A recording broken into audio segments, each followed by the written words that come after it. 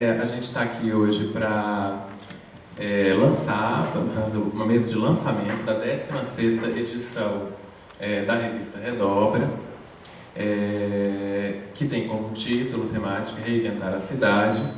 E essa mesa vai ser composta por participantes, pessoas que escreveram textos para a revista, e pelos coordenadores que também escreveram texto, né, que é a professora Paola Jacques, professor Tiago e Silvana. Bom, eu não sei se vocês estão me escutando, Wellington e Flávio.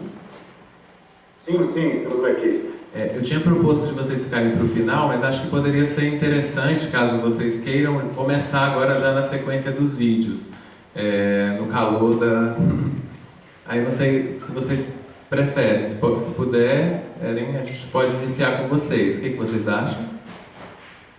Pode ser sim, pode ser. Estamos a postos. Ligando as coisas. Tá? Certo. Ele está vendo a gente? Bom, enquanto isso eu vou apresentando vocês. O Wellington Tibério é doutorando da Faculdade de Filosofia e Ciências Humanas da USP e membro do coletivo Secura Humana. E o Flávio Barulho é videoartista, performer e membro também do coletivo Secura Humana. O coletivo é um coletivo que atua principalmente em São Paulo, com ações de intervenções artísticas urbanas, e se define como um movimento de guerrilhas artísticas urbanas e aquáticas. Bom, olá, Flávio, sejam bem-vindos. Tudo bem. Olá. A gente pode ver as pessoas também? Eu vou virar. Legal. Boa tarde, gente. Olá, legal. Estão vendo bem? Sim, estamos. Ótimo. Bem-vindos, bem-vindas. Muito legal que a tecnologia proporciona, né? Bem, a gente gostaria de estar aí com vocês, mas numa próxima oportunidade estaremos aí. Isso aí.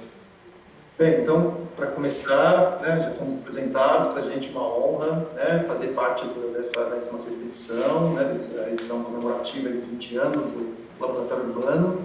Então, agradecer aqui aos editores, né, a Paola Jacques, a Silvana, o Vieri, que ficou em contato com a gente aí bastante tempo, né, e o Tiago Cardoso também, Lucas aí na produção, Lucas Lago, muito obrigado também, né.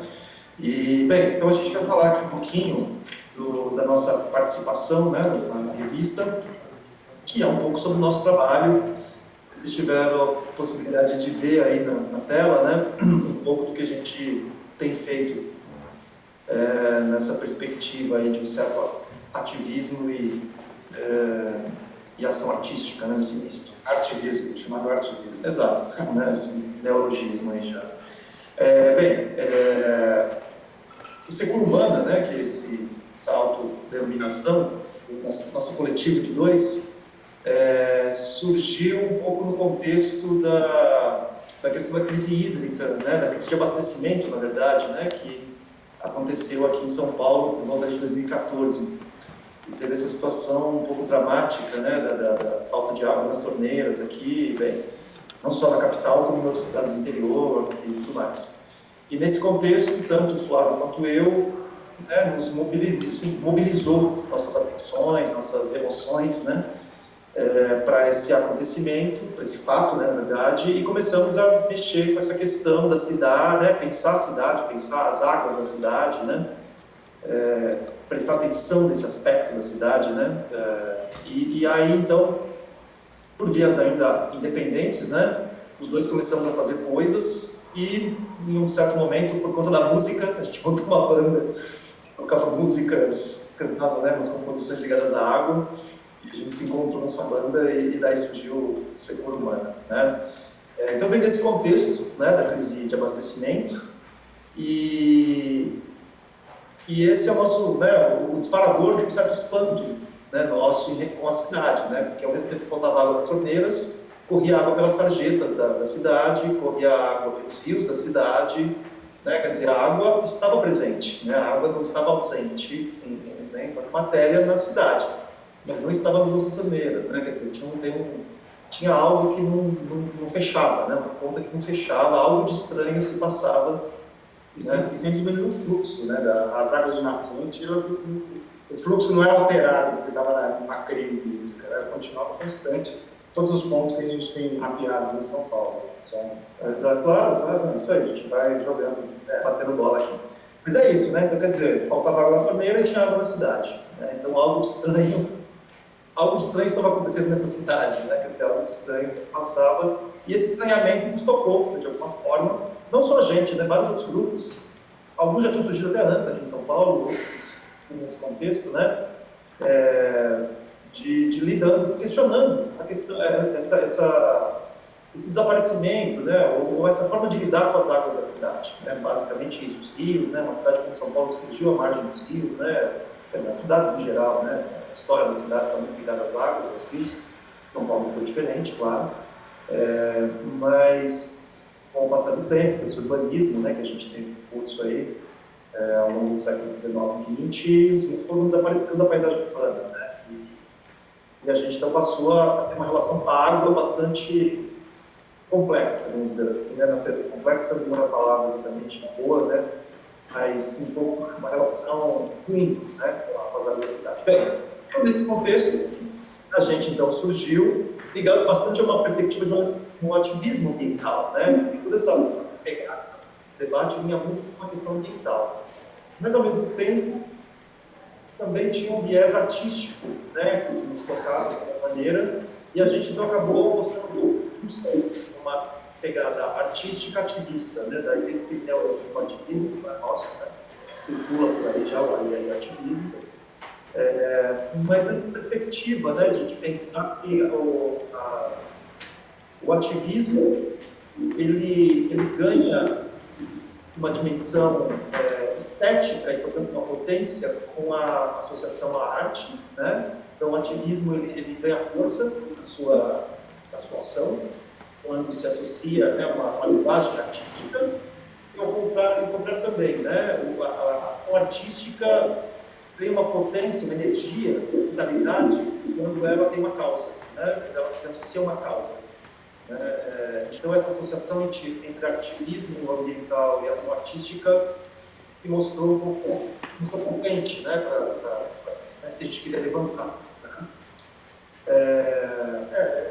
Eu acho que eu queria só dizer assim, que nessa época de 2000, quando a gente se conheceu, né, em 2015, a gente acabou ganhando um edital, especialmente do governo de São Paulo, para um projeto que chamava Vidas Secas SP, um projeto a partir do espanto que a gente teve ao ver as represas secas. Né? As represas aqui estavam com o lixo rachado, a gente conseguia andar no leito da represa seca sem água. Então, ao propor um projeto artístico fincado na causa ambiental, aquilo teve uma explosão, que de lá foi gerado uma série de... Era um projeto, uma verba muito pequena, né? Só que foram geradas muitas reverberações artísticas, né? Um livro de poesia, música, a própria performance do DTP, a banda, a nossa banda que a gente formou, o Bororo, que está reverberando até hoje, a performance da piscina regando o deserto, enfim... E aí isso foi trazendo para a gente mesmo realmente essa potência que é a arte misturada com o ativismo, com a causa. E a questão climática foi só avançando a discussão e piorando no Brasil. Então ela dá muito pano para a manga mesmo, a relação de espanto. E só para fazer um link, né, com o trabalho que é a base da revista, né, que é da Isabelle, né, me parece, né, que essa questão da ação artística na rua, né, da arte pública, né, ela é uma forma interessante para a gente lidar com as convenções, né, as convenções estabelecidas e que delimitam aí o possível dentro de uma cidade, né. A arte tem uma certa permissão em alguma medida, né, tem uma certa aceitação de uma transgressão possível, né, das convenções E aí é uma estratégia, então, talvez para a gente trazer a ideia da complexidade para a cena, né? Que a Isabelle defende ali no texto dela, quando pensa em reinventar a cidade, né? Quer dizer, como que a gente escapa do complicado, né? Que são essas convenções estabelecidas, e entra no jogo de complexidade, né? Traz isso para a cena urbana novamente, né? Sai do já dado e entra no se fazendo, né? E a ação artística, porque ela tem essa potência, né? Ela tem essa ação, essa prerrogativa de transgredir em alguma medida, né? Ela tem uma certa liberdade. Bem, e aí então, o nosso texto tem esse início, né? E aí a gente caminha para alguns princípios, vamos dizer assim, da nossa ação na cidade, né? Ligada a essa questão da água, que eu vou citar aqui, a gente vai compondo, né? Um pouco o percurso do texto que está publicado, né? O primeiro deles é a ideia de estranhamento e espanto, né? Que aparece ali no texto, né? E o pressuposto, né, desse tópico é essa ideia, esse princípio, bem, essa ideia de sermos capazes de estranhar o mundo que vivemos, né? Quer dizer, a gente vai se anestesiando um pouco com a realidade que temos, né? Com o cotidiano, com a repetição, com a realidade que se apresenta podada, né? E isso nos imobiliza em alguma medida, né? A repetição passa a ser uma chave, né, de funcionamento social, individual, que seja. E aí a ideia de estranhar o mundo que se vive, de estranhar a si próprio, em alguma última instância, né, passa a ser algo fundamental, né?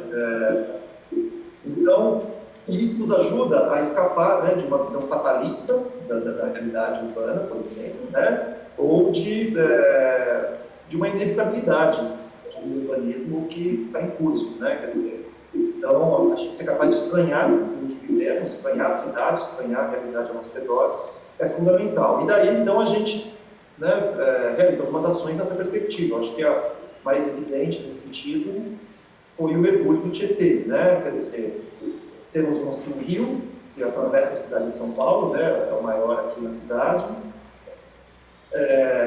Nascemos, e ele já estava desse jeito, né? Ele estava completamente poluído, né? Ele vem sendo poluído de maneira mais forte desde a década de 40, e sabemos a história dele, né? Que um dia não foi, mas nascemos ele já era, e a gente passou a aceitar esse rio dessa maneira, né? Aprendemos a não ter contato com ele, aprendemos que a gente tem que maldizer esse rio, né?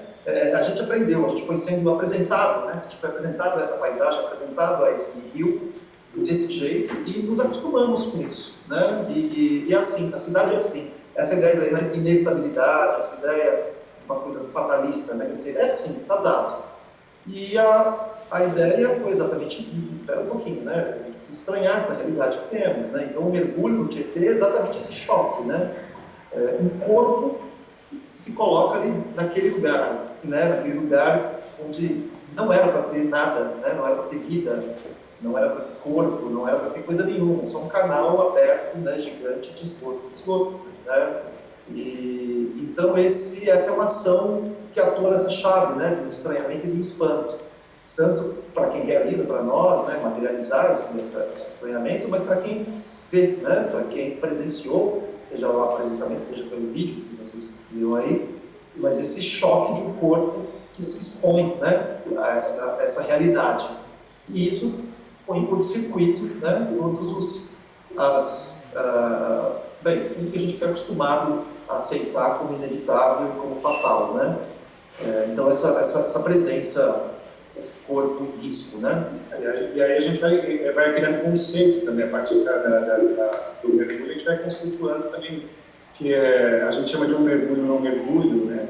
Que porque para fazer um mergulho, o corpo do escritor está totalmente protegido de qualquer contato da água. Então, na verdade, não é um mergulho literalmente, né, em contato com não nadou em águas límpidas. Aquilo ali é um esgoto, um córrego, inclusive não é nem um rio morto, né? Ele é um esgoto a céu aberto passando, cruzando a maior cidade da América Latina.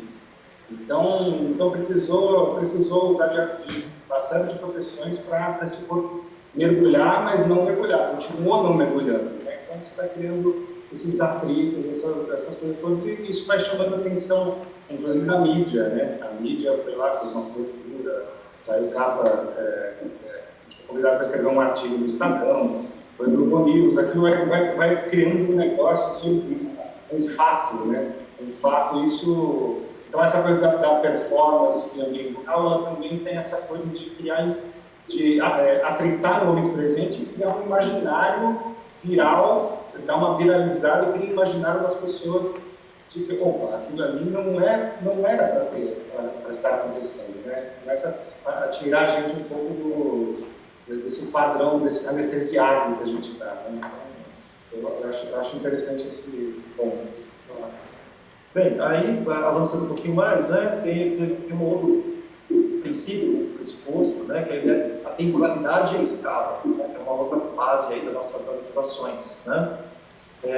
E isso, né, primeiro a temporalidade, bem, a escala em segundo, seria o seguinte, né, quer dizer, a gente herdou uma cidade, né, nascemos e ganhamos de presente essa cidade, seja lá como for, que a gente queria entender, mas ela estava aí, né, não escolhemos.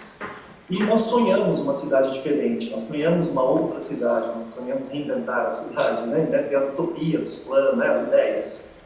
Mas existe, portanto, um passado, existe um futuro. Mas nós estamos aqui, né?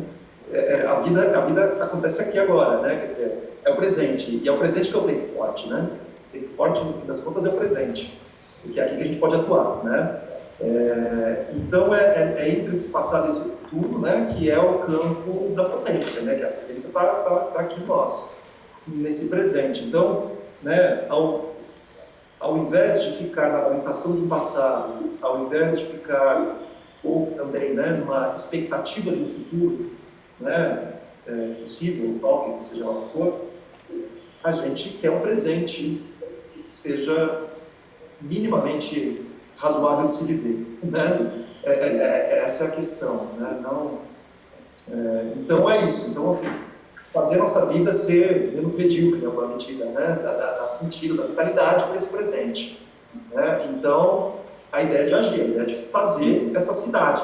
Então, a gente brinca até, né, numa perspectiva de materializar utopias, né? De espacializar utopias. O Foucault tem um conceito que a gente eu ainda tenho vontade de trabalhar um pouco mais com ele, que é a ideia de heterotopia. Que ele trata de outras questões, quando ele fala de heterotopia, né, fala do cemitério, do espelho, ele traz isso. Mas, em alguma medida, eu acho que o que a gente acaba criando também é uma heterotopia, né, no sentido de materializar no presente a utopia, porque a utopia é sempre um projeto de futuro, né? Se persegue, né? A gente acaba materializando as ações, né? Realizando ações concretas para fazer acontecer aquilo que a gente deseja, por mais impossível, por mais difícil. E aí entra a questão da escala, né? Porque a questão da escala é o seguinte, né? Quer dizer, muitas coisas que são impossíveis, elas são impossíveis numa certa escala, né? Não necessariamente numa outra. Se a gente desloca a escala, ela pode se tornar possível, né? Claro que nem tudo, mas algumas delas. Por exemplo, né? Aí tem algumas ações que a gente pode pensar. Por exemplo, tomar banho no rio, em São Paulo, né? O Tietê falou não mergulho. Mas seria possível tomar banho, de fato, tá? Né? Nadar no rio, aqui em São Paulo, né? Ou em qualquer outra cidade? Bem, uma utopia, um sonho, uma vontade que temos, né? Dos rios abertos, limpos, né? De uma outra cidade. Mas e agora? Estamos aqui, né? Não estarei vivo para viver, para ver, para experimentar essa realidade de uma cidade que, sabe-se lá, se acontecerá. Então, quer dizer, tem que ser agora, a gente tem que viver isso, né? E aí, então, a gente criou uma situação, um happening bem, chamado Parque Aquático Móvel, em que a gente localiza nascentes na cidade, elas existem, né? Elas estão por aí escondidas, né? E ali, né? Nas brechas, nos buracos, né? Nas fissuras da cidade, a água insiste em brotar. E também tem uma outra água que brota, que é uma água limpa, que é rebaixamento de lençol freático, uma técnica de engenharia civil que, né, bombeia a água do lençol freático, depois da perfuração, né, das furações, essa água é bombeada e jogada na sarjeta para seguir o caminho das águas pluviais, né, e, portanto, cair em algum córrego. Bem, então, localizando essas águas, elas existem na cidade, e elas têm um pequeno percurso em que elas são limpas ainda, né, porque logo elas caem no bueiro, numa ponta de lobo, e caem no córrego e se polui, né? Mas a gente consegue, e aí foi a sacada, a gente captar essa água antes que ela se polua, antes que ela venha se poluída, né? a gente chama de ocupação das águas, né? Uma medida é isso. E essa água nada mais é do que o próprio rio, né? Então a gente atua muito na bacia hidrográfica aqui, onde nós moramos, que é do córrego Água Preta. Então, ao localizarmos nascentes ou rebaixamentos de tensão freática no bairro, essa água que a gente localiza é o rio, é o próprio Água Preta. Só que ainda não contaminado, ainda não poluído, né? Então a gente cria um sistema de captar essa água antes que ela caia na boca de novo, muitas vezes na sarjeta ali mesmo, né? Cano. Aí a gente, então, com um sistema de bombas, joga isso dentro de caixa d'água e enche piscinas, né? Que apareceu no vídeo aí. A gente enche piscinas, né, infláveis, e dessa caixa d'água a gente joga para o alto, faz o que a gente chama de cachoeira urbana, né? E pronto. Criamos no meio do asfalto. E criamos a possibilidade de nadar no rio. Estamos nadando no rio, nadamos no rio de São Paulo, é isso que a gente faz. Né? Então é aquela história, numa escala macro, claro que a gente não tem condição de limpar os rios de Javari, a gente não tem essa capacidade, né, esses meios técnicos e tudo mais. Mas deslocando a escala, uma escala micro, e usando de recursos técnicos relativamente simples, né, a gente consegue nadar nos rios. E nadar nos rios é impactante, né? A experiência de nadar no rio, em plena São Paulo, é chocante, né?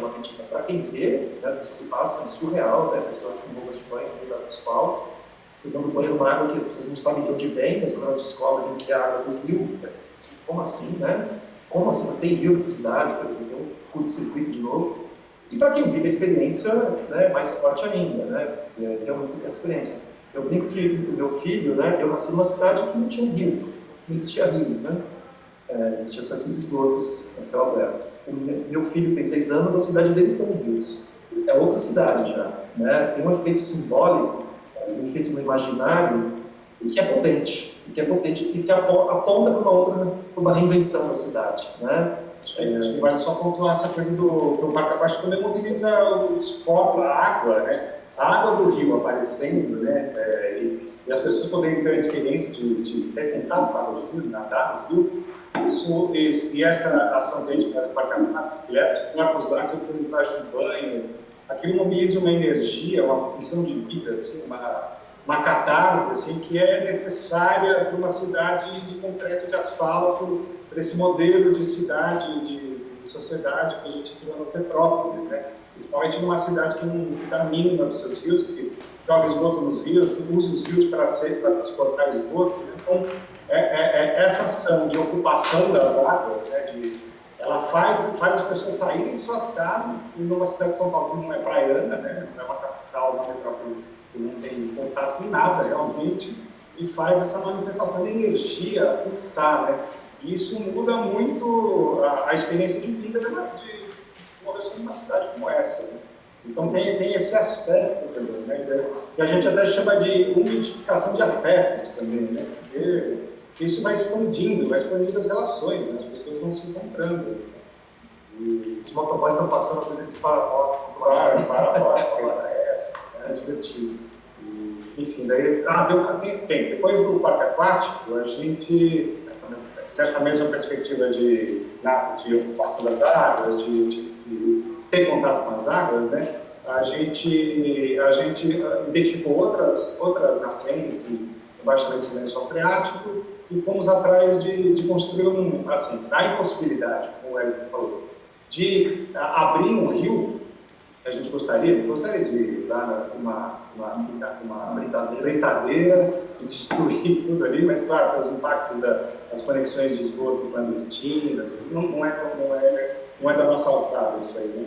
Então, na impossibilidade de abrir o leito do rio original, a gente propôs, nessa perspectiva de escala e de protótipo, um rio acima do rio, um rio paralelo ao rio, um rio limpo, paralelo ao rio poluído. Então, a gente chamou de rio paralelo. E a gente construiu um pequeno marginal, a gente construiu um pequeno lago, né, principalmente ali na Travessa João Matias, né, em São Paulo. Ali. A gente analisou, juntou essa água para depois escoar no leito de rio que a gente criou os marginamentos e foi caminhando com ela 100, 200 metros, né? Para a gente proporcionar essa experiência de você olhar e ver o rio acima do rio, né? Então é uma experiência, já falo do outro lugar, vamos chegar lá. Então essa ideia do rio paralelo. O rio paralelo também atua na mesma chave, né? Eu acho que é interessante isso, né? Quer dizer, um rio paralelo ao rio, né? A gente não consegue abrir o rio, a gente constrói outro, né? De novo, brincando com essas águas antes que elas poluam, quer dizer, as águas estão presentes, a gente consegue lidar com essas águas de alguma maneira, né? Então, ao invés de lamentar uma cidade que herdamos e de esperar uma cidade que não chega, fazer a cidade possível ou impossível, né? Diante do que temos e dos recursos que temos. Essa é a ideia do rio paralelo, né? E ter a presença do rio de novo na cidade, ela também é sempre um jogo, né? Um jogo com esse imaginário, né? E esse imaginário como algo potente para recriar, né? Esse espaço. Eu não sei se passou o vídeo do rio paralelo que está no API, aí passou? Ah, passou. A gente não estava vendo.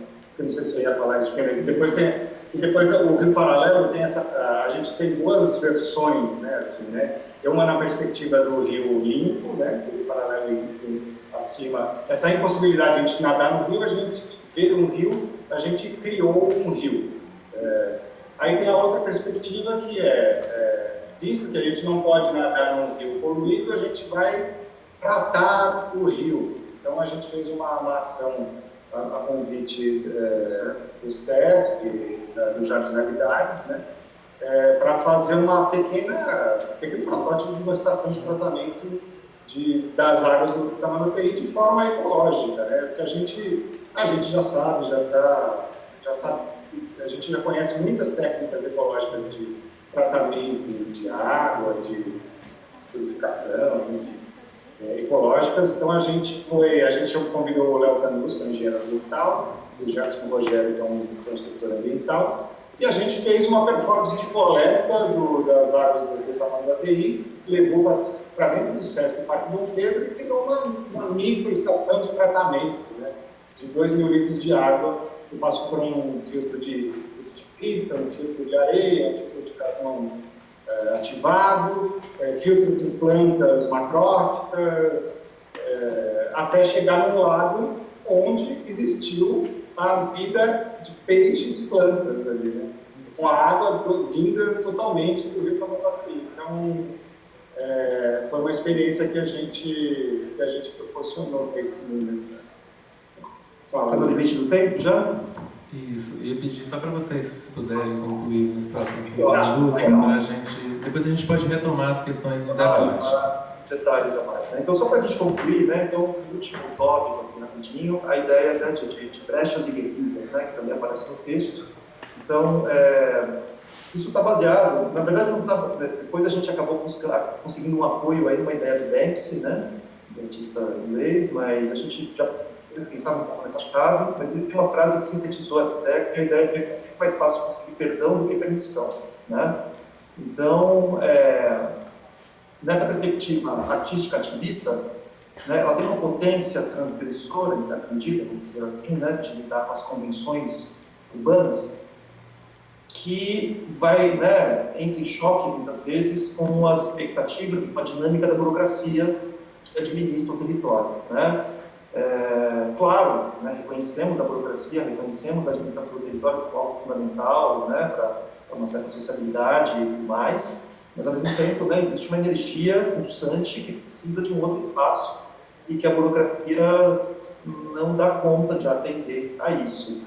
E que se a gente parte primeiramente para dialogar com essa burocracia, isso mingua essa energia, né, essa vitalidade.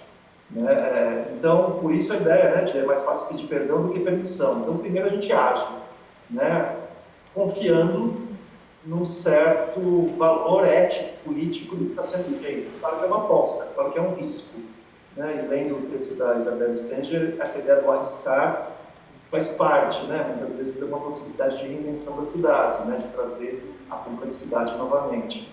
Então, a ideia é de um risco, de confiar que há um valor ético político que está sendo feito, que vai ganhar espaço, uma vez materializado, né? E o que me parece importante é exatamente a manutenção desse conflito entre a ação artística, criadora e transgressora, e uma ação burocrática de administração. A manutenção dessa tensão é fundamental, né? A junção a burocracia não vai dar conta, né, de atuar nessa chave criativa e transgressora. A ação artística mingua. Então, manter essa atenção é fundamental. Esse é o ponto, né, que eu acho que é importante.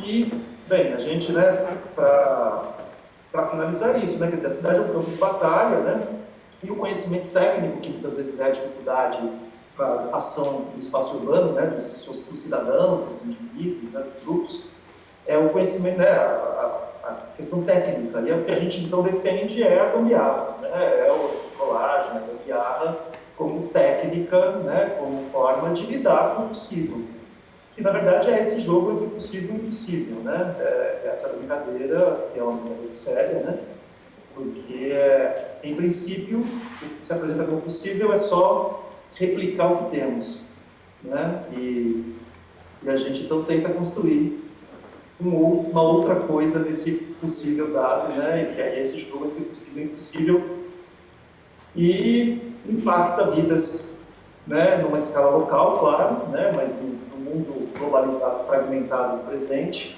o local e o global, né, se retroalimentam, e a gente acredita que essas conexões, como por exemplo nós e vocês aí na Bahia, são potentes, e isso vai dando força para as ações locais, uma perspectiva mais ampla, global, em última análise. Bem, acho que é isso. Desculpa estourar um pouquinho o tempo. Muito obrigado. E estamos ansiosos aí para ouvir os colegas também. Muito obrigado.